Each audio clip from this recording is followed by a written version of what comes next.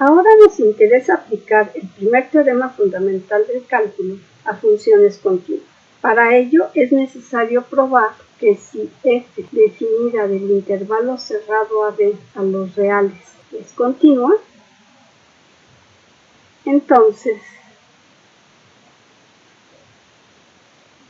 f es integrable sobre el intervalo AB.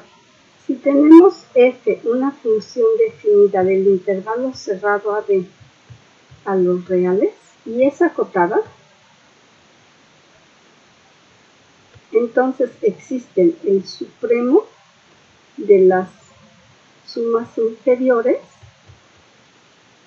y el ínfimo de las sumas superiores,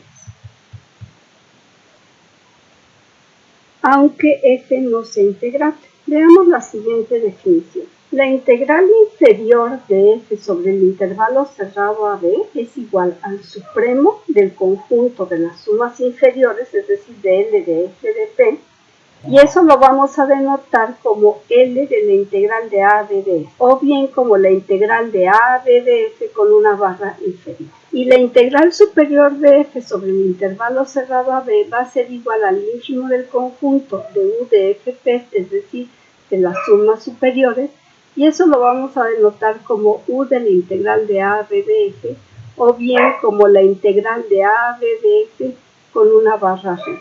Obviamente, f es integrable si estas dos integrales coinciden, es decir, si la integral inferior es igual a la integral superior. Vamos a probar que una función continua es integrable demostrando que esta igualdad se cumple siempre para funciones continuas. Veamos el siguiente teorema. Si f está definida en el intervalo cerrado AB a los reales es continua, entonces f es integrable sobre el intervalo cerrado AB. Hagamos la demostración. La hipótesis del teorema es que f es continua en el intervalo cerrado AB. Tenemos que probar que f es integrable sobre el intervalo cerrado AB. Vamos a definir L de x como L de la integral de a x de f de t de t. Es decir, tenemos la integral inferior. Y u de x como u de la integral de ax de f de t de t. Esto para toda x que se encuentre en el intervalo cerrado AB. Ahora vamos a tomar x en el intervalo abierto AB. Y vamos a considerar primero que h es mayor que 0. Entonces, m minúscula h va a ser igual al ínfimo del conjunto f de t, tales que t está en el intervalo x más h. Como la h es positiva, entonces x más h está a la derecha de x.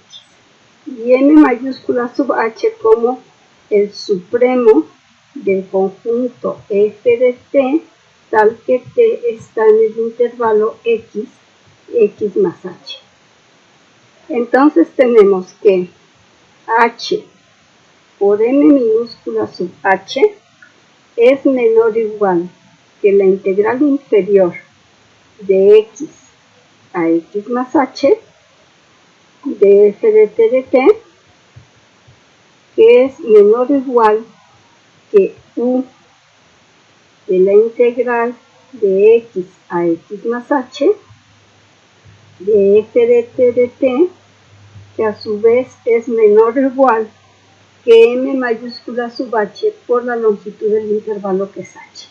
Entonces, esto lo podemos escribir como m sub h por h es menor o igual. Esta integral que tenemos acá la podemos escribir como L de x más h menos L de x por la definición de la y.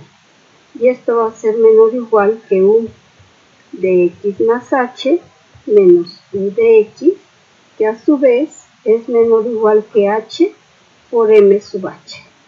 Y ahora, si multiplicamos todo por 1 entre h, como la h es positiva, 1 entre h también lo es, y la desigualdad se conserva y nos queda m minúscula sub h va a ser menor o igual que L de X más H menos L de X entre H. Y esto va a ser menor o igual que U de X más H menos U de X entre H, que a su vez es menor o igual que L mayúscula sub H. Por el momento ahí lo vamos a dejar. Ahora vamos a considerar la H negativa. Y vamos a definir M minúscula sub H como el ínfimo del conjunto f de t, tal que t va a estar en el intervalo x más h, x. Porque si la h es negativa, x más h es menor que x. Y m mayúscula sub h como el supremo del conjunto f de t, tal que t está en el intervalo x más h, x. Ahora vamos a establecer la desigualdad que teníamos antes.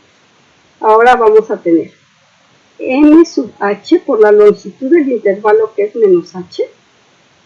Esto es menor o igual que L de X menos L de X más H, porque recuerden que X más H es menor que X, que es menor o igual que U de X menos U de X más H, que es menor o igual que M sub H por menos H. Y ahora si multiplicamos esta desigualdad por menos 1, la desigualdad se invierte y nos queda M sub H por H va a ser mayor o igual. Al multiplicar por menos esta expresión que tenemos aquí, la podemos escribir como L de X más H menos L de X, porque nos queda menos L de X más L más H. Y esto va a ser menor o igual, nuevamente, como U de X más H menos U de X, menor o igual que M sub H por H. Y ahora, multiplicando por 1 entre H, como la H es negativa, 1 entre H es negativo, y entonces la desigualdad se invierte. Entonces nos queda M sub H es menor o igual que L de X más H menos L de X entre H, que es menor o igual que U de X más H menos U de X entre H. Y esto a su vez es menor o igual que N mayúscula sub H. Observamos que sin importar si la H es positiva o negativa, llegamos a la misma expresión. Con H negativa llegamos a esta y con H positiva llegamos a esta otra. Entonces las dos expresiones son idénticas, entonces vamos a tomar ahora el límite. Cuando la H tiende a 0, esto que tenemos acá, ¿de qué tiene cara? Y esto otro que tenemos aquí, ¿de qué tiene cara? Bueno, como la f es continua, entonces el límite cuando la h tiende a 0 de m minúscula sub h es igual al límite cuando la h tiende a 0 de m mayúscula sub h. Eso ya lo habíamos visto, y esto es igual a f de x. Entonces vamos a volver a escribir la expresión de la desigualdad y tenemos m minúscula sub h es menor o igual que L de X más H menos L de X entre H menor o igual que U de X más H menos U de X entre H. Y esto es menor o igual que N mayúscula sub H. Entonces, cuando la H tiende a 0, esto de aquí tiende a f de X. Y esto de aquí tiende a f de X. Cuando la h tiende a 0, esto de aquí tiende a L' de X y esto de aquí tiende a U' de X. Pero como aquí tengo f de X y aquí tengo f de X, entonces todos tienen que ser iguales. Es decir, que tenemos que L' de x es igual a U' de x, que es igual a f de x, para toda x que se encuentre en el intervalo AB.